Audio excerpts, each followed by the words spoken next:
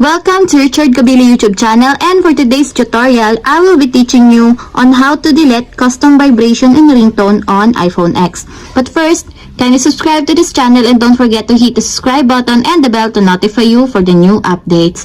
And let's start. Using your iPhone X from your home screen, first go to Settings.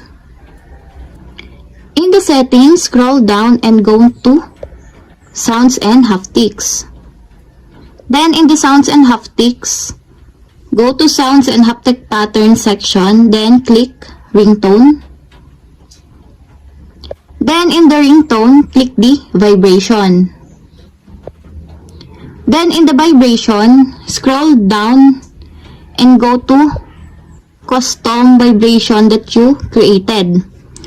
For example, you want to delete the cat vibration pattern, and all you have to do is click the edit on the upper right corner of the screen.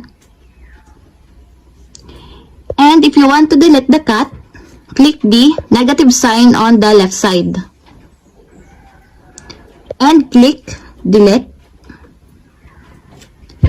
And that's it. We have successfully deleted custom vibration in ringtone on iPhone X.